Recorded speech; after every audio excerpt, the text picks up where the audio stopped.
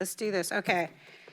So let's call the meeting to order. If we can do roll call, please. Matt Conant. Here. Mike Ziegenmeyer. Here. Bruce Johnson. Here. Bill Connolly's on Zoom. Bo Shepherd. Here. Sean Harris. Here. Grace Espandola. Here. Charlie Hoppin. Yes. Blackbeard Gog. Yes. Mike Morris. Here. Thank you. Oh, Drew Stresser. Thank you. All right, Mike's going to lead us in. All right. Salute. Pledge. I pledge allegiance to the flag of the United States of America and to the republic for which it stands, one nation, under God, indivisible, with liberty and justice for all. Did you get lunch? They cleaned it up. Our chairman is out today doing some tours in Butte County, so he asked me to fill in for him. So I haven't done this before, so if I mess it up, we're all in it together, right? I appreciate that. Let me know if I mess up any area here.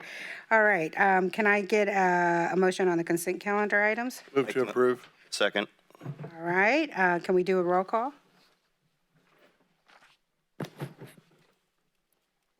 Matt Conant. Aye. Mike Ziegenmeyer. Bruce Johnson. Bill Conley. Bo Shepherd. Sean Harris. Yes.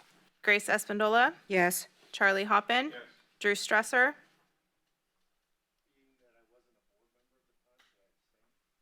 Andrea.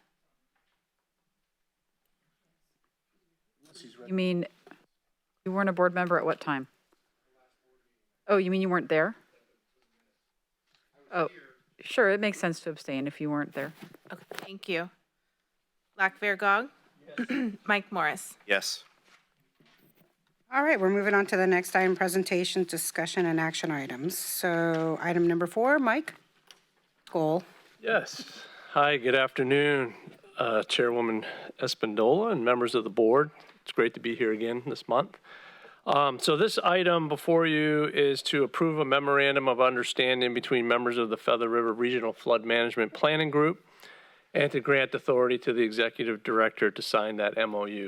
So this typically would have been a consent item, but I wanted to just update the board on our Feather River Regional Planning Group activities and what this MOU is all about. So the executive director of Trillia is going to be retiring, Paul Bruner.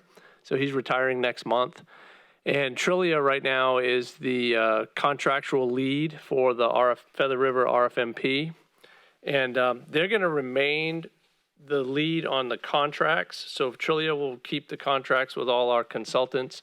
But this MOU transfers some of the management responsibilities over to SBFCA to sort of manage the plan and take it forward to the end of through next year. So that's what this MOU is all about. All the parties to the MOU, they're all taking it to their respective boards for approval.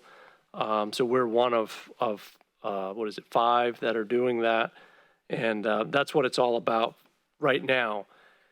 Next year, DWR has additional money that they have set aside for RFMP groups, and we'll be applying for additional money next year. And I anticipate SBFCA would be the lead agency for that endeavor, and we would contract with consultants as appropriate. But that's next year. Right now, this is just transferring kind of the oversight and day-to-day management of the RFMP over to SBFCA. So with that said, I'll turn it back to the chair and see if there's any questions. Any questions?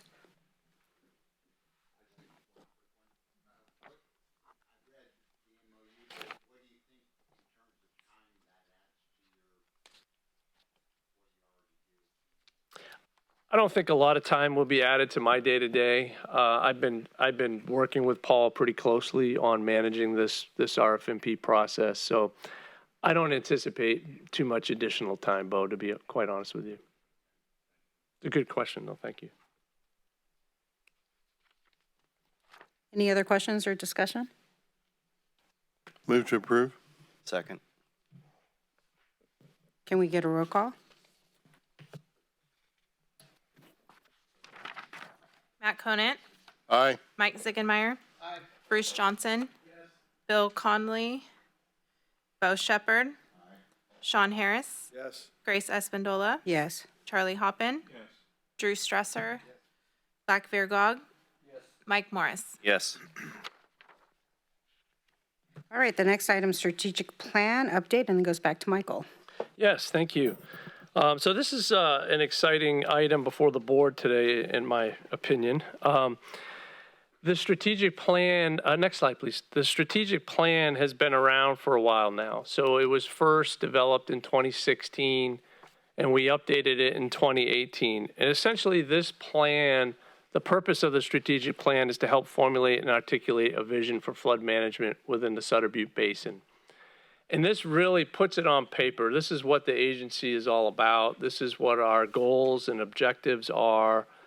These are some of the timelines for delivering the objectives. So it's a really instrumental document for staff, and it's the vision of the board and of staff combined. And it's something that we can portray to the public, present to the public to show that, this is our mission. These are the objectives we're looking to complete. These are the objectives we have completed and what's left to be done. So we structured it that way. And it's also, it's meant to be like a 10-year look ahead. It doesn't really specifically add 10 years to the agency, but it just looks into the future on what we're looking to accomplish. And we try to define some timelines on when we can accomplish certain objectives. Obviously, we have partners, we have funding partners, we have regulatory partners, and sometimes things take longer than we planned. But we want to try to put it on paper and gives ourselves a goal and an objective. It's also, the strategic plan influences our budgeting process. So every year we sit down, we look at our budget, we develop the budget, we look to budget monies for the objectives we're looking to accomplish, identify money coming in, revenues coming in, expenditures going out, that type of thing. Next slide, please. And before I cover the goals, I just wanted the board to know that today, I'm just presenting the strategic plan. It's a draft. Ideally, I'd like the board to take some time with it over the next month, provide whatever comments or questions you have back to me. And ideally, I would look to take a revised final version back to the board for adoption in December. That would be my goal. But, if we need more time, we need more time. But that's kind of what I'm looking for right now, the direction to finalize it and bring it back next month. So anyways, our goals haven't changed. So I just wanted to put them down here. It's 200-year level of flood protection for the northern sub-basin, which is our urban area. FEMA accreditation for the northern sub-basin. We're in the process now of accrediting the areas up in Butte County that have, we've completed our Feather River West Levy project up in that area. We're very close to finalizing that process. Sutter County will start later this year into next year. The third goal is 100-year level of flood protection for the southern sub-basin, and we have a lot of things to talk about there, and we'll talk about those later today. Support improve residual risk management. So this is working with our state and local partners on developing other types of risk management activities. One that pops into my head is NFIP reauthorization, and we're working very hard on that to try to improve the conditions in our rural basin when it comes to FEMA flood insurance. And then lastly, facilitate the development of long-term funding and governance for operations, maintenance, repair, rehabilitation, and replacement of flood control infrastructure. So we're working very closely with LD1, LD9, the Feather River West Levy Financing Authority, and our state and federal partners on this endeavor. Next slide, please. So when you read the strategic plan, there's I think 15 objectives, and I just wanted to highlight some of them here. So number one is the complete project closeout of the Feather River West Levy Project 1 by the end of this year. So we're getting very close to that. So we just provided our 200-year certification last month. We're in the process of still finalizing all the real estate acquisition and some of the other important items that we have to deliver as part of our funding agreement. This item will slide into next year, but I didn't want to change that date just because that's been our goal. It's being influenced by our state and federal partners, and it's pushing things out a little bit. But our goal is to finalize that process as soon as possible. Number 2, restore and enhance the Orville wildlife area. We did a lot of work up in the Unit D area, a lot of good work, and with our partners CDFW and DWR. And we, as well as our state partners, want to enhance that. We want to expand upon that good work. So we're in the process of applying for additional grants right now, and I'll talk about that later on in the program project update. Number 3 is the Uldc certification and support for member agencies' urban level of protection findings. So as I just noted, we achieved our 200-year certification. We're working now with the member agencies so that they can adopt those findings, continue to, build out per their general plans, given that urban level of protection. Those findings need to be updated every 5 years. So that's something that right now is in SBFCA's charge. And we've included that in the strategic plan. So that could be something in the future if this agency were to go away at some point in the future, some other partner will have to take on that responsibility to produce that certification every 5 years. Number 4 is FEMA accreditation, and I've talked about that.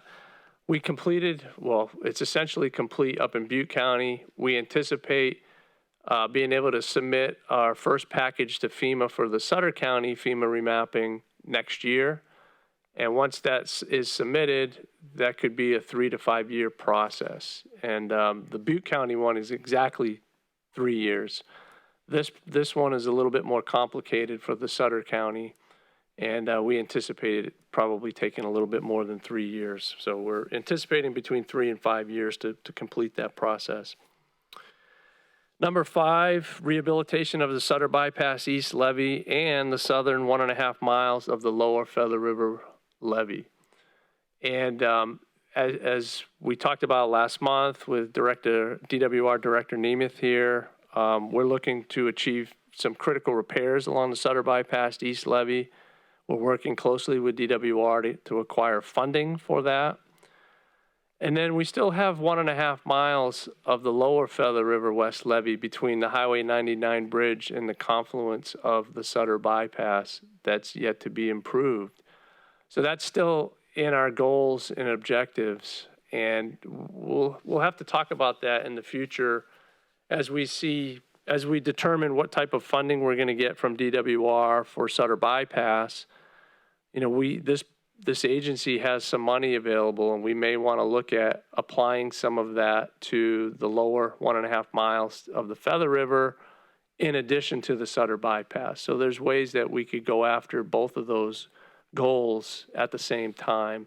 And I'll further define that and bring some information back to the board at a future meeting. And then lastly is to identify and pursue additional funding sources for sustainable agency objectives and operations. So as this board is aware, we're working on, with our member agencies or land use agencies, implementing a development impact fee. So it's a one-time fee on new development to pay their fair share into the levee improvements that have taken place and need to take place in the future. We're also working closely with the Army Corps and DWR on our federal project where this agency has accrued upwards of $22 million of credit that could be applied to a future federal project. Now, we don't have a federal project in our basin, so we're looking to sell those credits to another local agency that could utilize that federal credit. So we're in the process of working those issues through with both the Corps and DWR And we're talking to some of the other local agencies that could potentially utilize that credit. So that's another potential revenue source for the agency, a substantial revenue source. So that is pretty much the conclusion of my presentation for the strategic plan. I wanted to open it up for any questions if any of our board members had a chance to review that document yet. And just to remind you that, you know, we'll hope to take it back next month for approval if you get a chance to review it and ask questions, provide whatever input.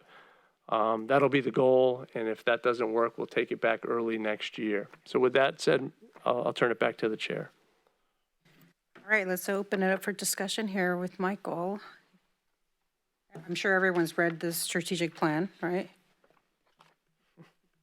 Those were the Cliff Notes version that he just went through, so any discussion?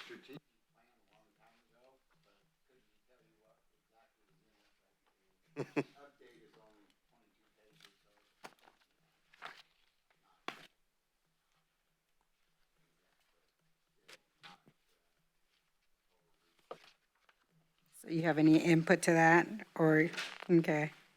Anyone else?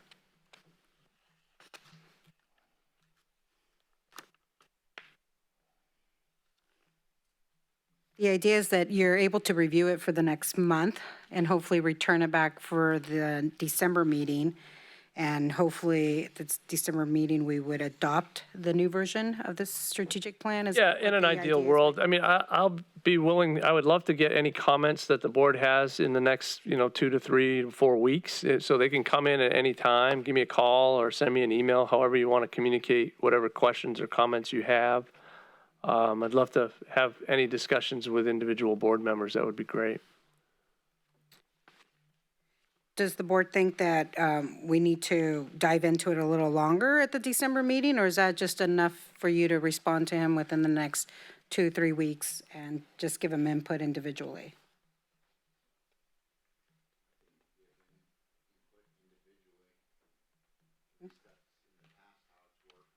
Okay, Month should be plenty of time, through the chair. okay.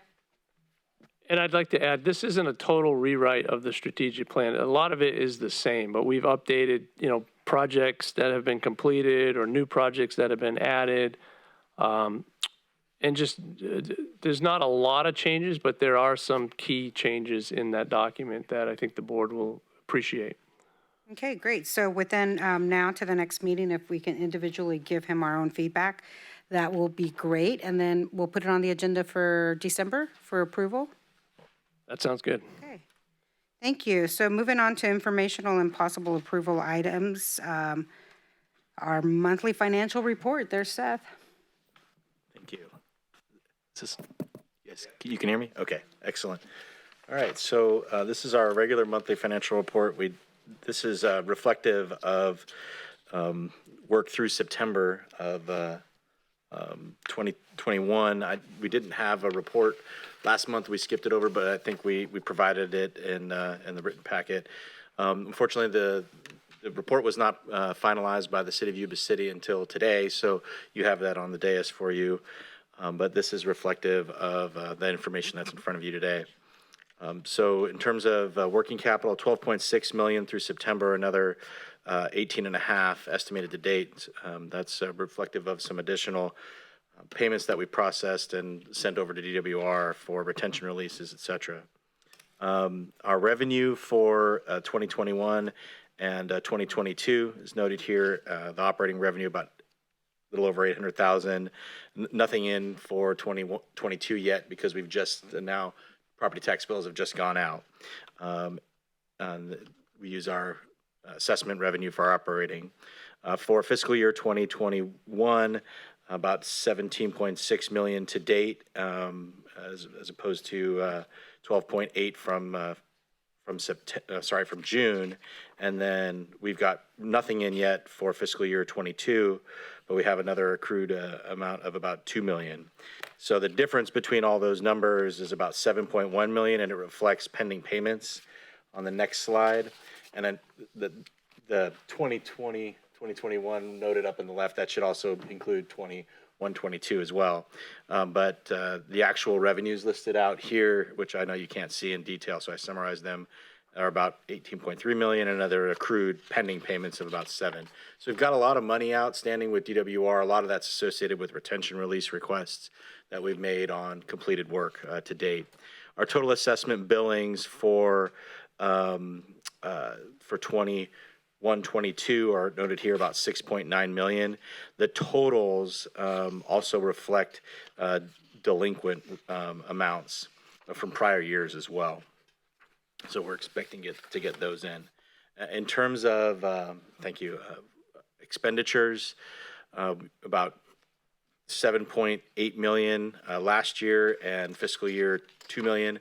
And part of the reason why I'm still, I should say this at the beginning, of going over 2021 is we'll continue to do that until our audit is complete, which we expect to be done by the end of December. Once we transmit that, then we'll kind of wipe off last year from these monthly reports. But in terms of our expenditures, you can see the spread of the expenditures here. The 7.7 million, most of that was on the OWA project last year and some of the sediment removal work done early on. And then our expenditures for 21-22, primarily around the completion of the OWA project and the sediment removal project that took place and just wrapped up construction earlier, late this summer, just a few months ago, or maybe it was just last month, right? Yeah. Our financing amount, our October debt service was paid back in September, and this year's the next debt service payment of about 1.8 million is due in April. So in terms of our ongoing work, again, UFR agreement closeout and closing out our OWA project and the Wildlife Conservation Board and CDFW grants, and then finalizing payments for the sediment removal. We're actively working on the audit. That should be complete by the end of this month, and we'll transmit that to the board likely in February, because I think we won't have a board meeting in January. We typically cancel that, but the audit will be complete by the end of this month. And we're continuing to support the efforts on the assessment formation with the Featherville West Levy Financing Authority, and then also continuing to coordinate with the member agencies on implementation of a development impact fee, which was direction given from the board a couple months ago. So that concludes my report. If there's any questions, happy to answer them at this time. Open up for questions? Comments?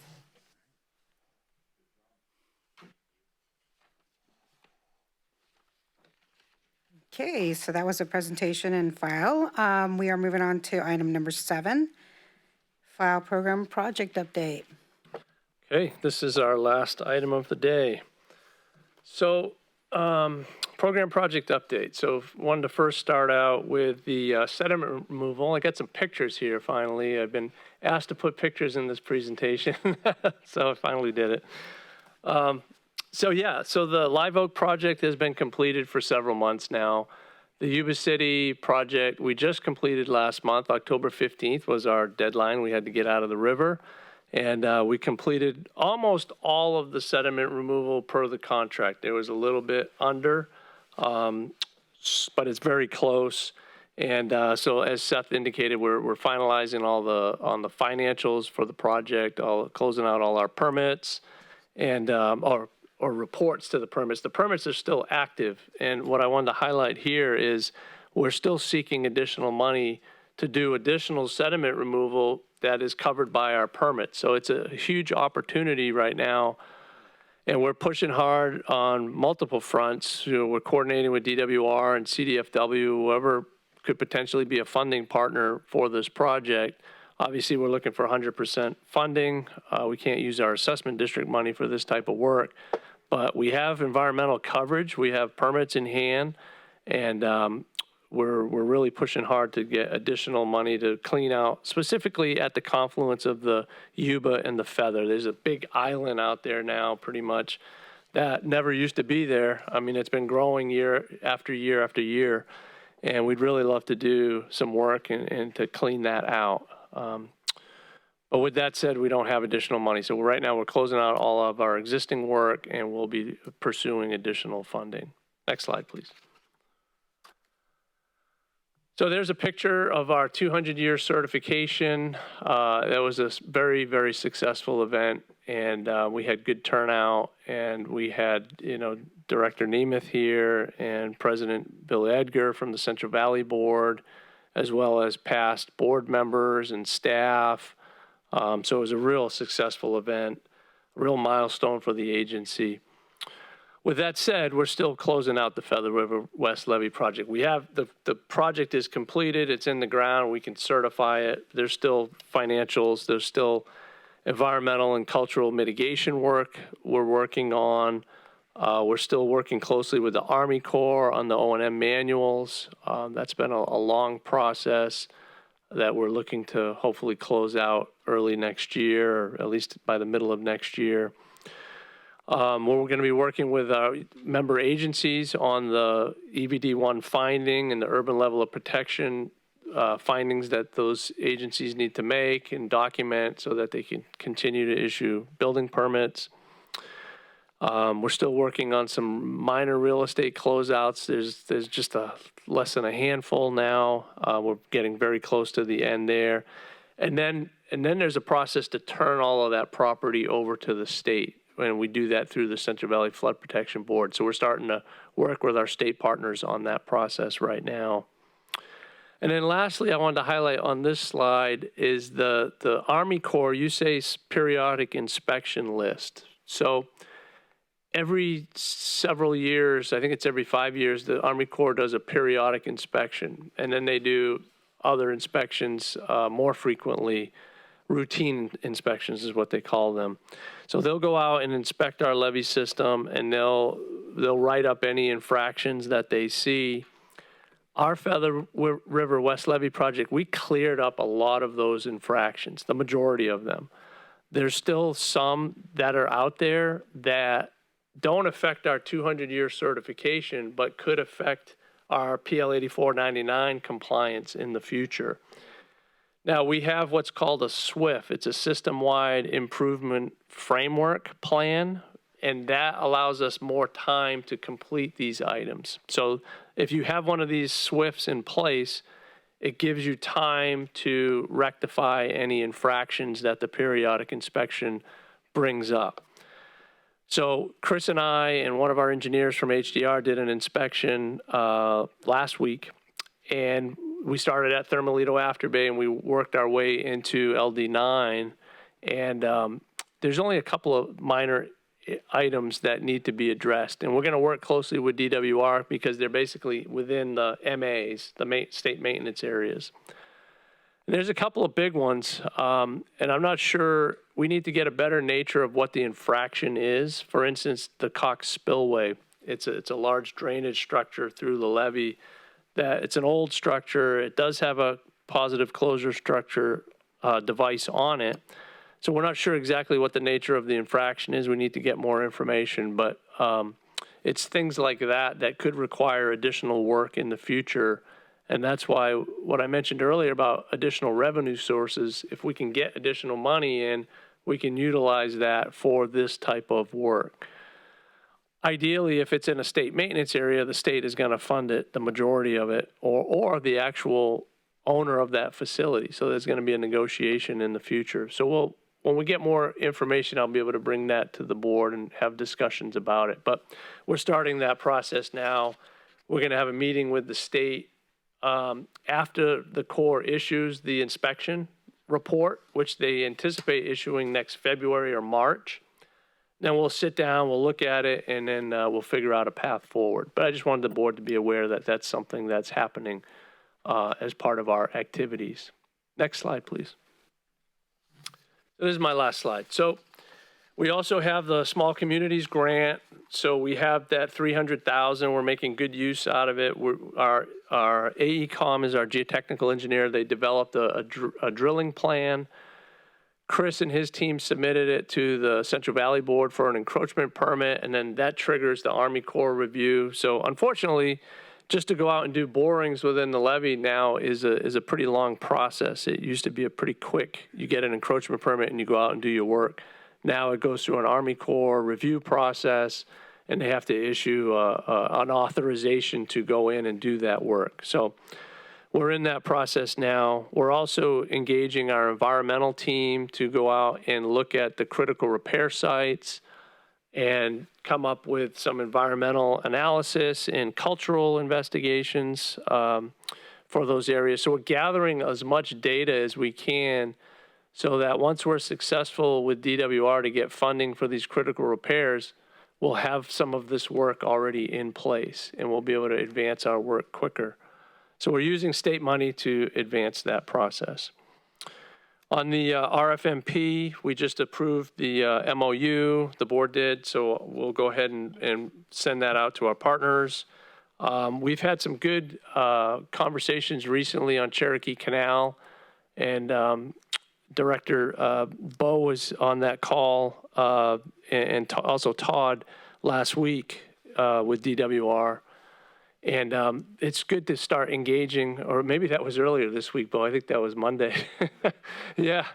So we're engaging DWR. And the good news on Cherokee Canal is DWR has $20 million that they just budgeted for improvements to Cherokee Canal. Now the job is to help them move that money forward and get it into the ground, do some good work with the funding. They got that from their deferred maintenance money. They got a big pot of money this year from the budget surplus, upwards of like $275 million, and they applied $20 million to Cherokee. So that was a real success, and we just got to make sure that they spend it wisely.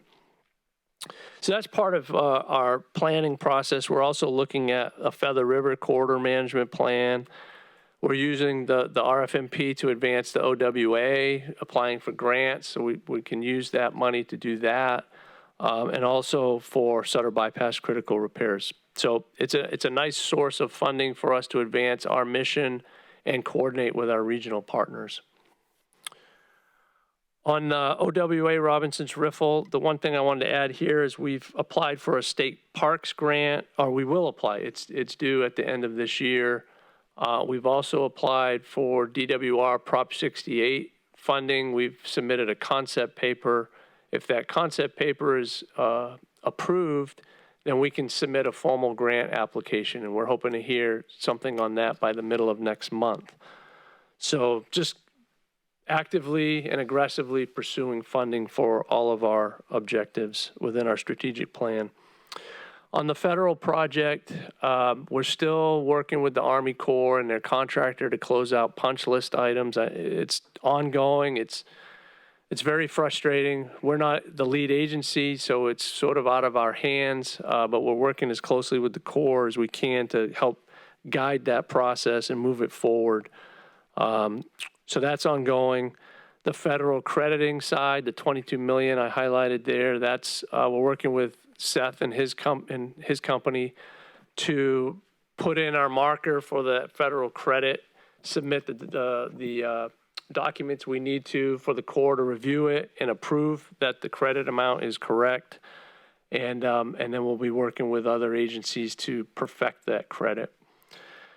Also, the Corps is looking at, they completed their erosion risk analysis, so that was completed favorably. It's more going to be a wait and see type of approach. We don't have active erosion now, so it's one of those type of monitoring exercises. On the landside armoring, that was one of the components of the federal project. The Corps has to do an analysis to determine whether or not they need to implement that phase of the project. We don't think it's necessary, and I think it's going to be a process of taking it out of the congressionally authorized plan. So we're working with them on that as well. And then Fema Remapping, I've already talked about that through the strategic plan. We're actively be pursuing the Sutter County FEMA Remapping later this year and into next year. On the regional development impact fee, we are coordinating closely with Yuba City staff to finalize our Nexus study document. I coordinated with Lockvier last week. Thank you for that, Lockvier. We had a good meeting. I'll be reaching out to all our member agencies in the near future once we've incorporated Yuba City's comments and presenting that document to our members and having a dialogue on how to move that forward. And then lastly, I wanted to note, and highlight, and we've put the flyer out for our dear friend Francis Silva's Ceremony of Life ceremony on November 13th, which is this Saturday at 2 o'clock at the LD1 yard. And, you know, just to celebrate Francis and everything he did for the community and for this agency. So with that said, I'll turn it back to the chair for any questions. Hey, let's open it up for questions or comments. Through the chair? So, Mike, you have a pretty good feeling that we'll be able to do some more sediment removal on down the river within the next few years? No, I don't actually. You know, we're having communications about additional funding, but nothing is secured as of right now. And we're just pushing it. Because we have the environmental permits in place and all of that coverage, it's really an opportunity for the state to utilize that and utilize this agency to do that work. It's really a mitigation for what happened up in Orville, the spillway situation. Now, I know they don't like to call it that, but it's really exasperated the situation out there. Yeah, because it's not just at the boat docks, it's No, it's Everywhere. going on everywhere. down. Right. So, no, I don't have a good feeling about it, but we're doing everything we can to try to secure additional money. Through the chair, wasn't that their whole statement at, hey, here's a few million, you're welcome? You know, my stance behind that, you take that and shove it, because that's a drop in the bucket for the damage that dam did down our spillways. I mean, there's sandbars that have never been around. You guys that have been around that know the river don't know the river anymore. It could be very dangerous for out-of-towners, especially sandbars and so forth that weren't there for years are there now. And it's a shame that the state does that and say, hey, here's $5-10 million.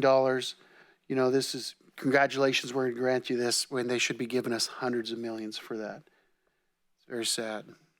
You know, there's habitat that was lost along that river, oak trees that were several hundred years old that washed away, not just right next to the river. There's places that washed a quarter mile away. All the way, you know, all that land is gone. And where'd it go? It went into the river all the way down to the bay. And it's you know, it's destroyed fishing habitat and habitat for animals of all sorts all the way down the river. So anyway. Thank you, Mike. Charlie? I have an unusually sensitive comment to make to the board. I was reminded at lunch that Pat Miller passed away this week.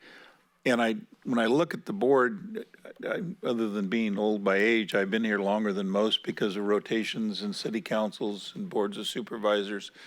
And when I first got here, there was a citizens advisory group that was formed initially called KDAC. And it was a forum for people to get involved and ask questions of SBFCA. And it was very, very well intended, and it really didn't work out very well. And a lot of it had to do with the personality of maybe one person even, but we voted to disband it. And Pat Miller and a lady named Roberta Fletcher, both who have passed away in the last several months, were active participants in the Sutter County Taxpayers Association, which was a wonderful name. And they would come here and bitch every month about something. And I was usually put off by it, quite frankly, because they never came and said, this is good, or, you know, we suggest that maybe if you did this a little differently, it might be better. It was just usually a little bit rough. But the sensitive side of me needs to remind the board that we have an obligation to the citizens of our community that finance the effort. We're here, and as the city council and board of supervisors members realize, people don't come to meetings and say, you guys are doing a great job. They come to complain about something, and sometimes it's very well intended, and sometimes it's because they all got together for a drink and said, you know, we could get them with this. You know, because there's all different kinds of personalities. But thinking of Pat's passing, she was very sincere in a lot of the things she did, whether I agreed with her or not. But I think we all, as board members, need to be sensitive to the public and make sure we always have an open ear to what they have to say and do our best to respond to them. And I wasn't always really good with that. I sometimes would bark a little bit loud, but as I get older, I'm mellowing, I guess. So that's my comment for the day. Thank you. Yeah, thank you, Charlie. Like Veer? No?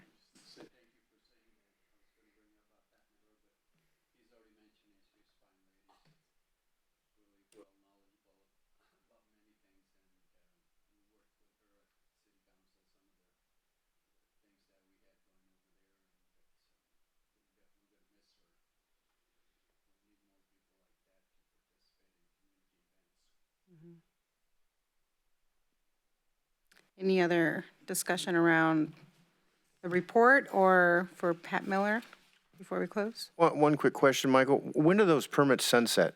Just out of curiosity. I believe they're good through the end of next year, but Chris, tell me if I'm wrong. Okay, but I think we have coverage for next construction season through, at least through October 15th. So we could have one more season of work. Anything else by the board? No? Okay, so we're going to close this meeting in memory of Pat Miller and for all her efforts, and may she be in heaven and cared for. So thank you, everyone.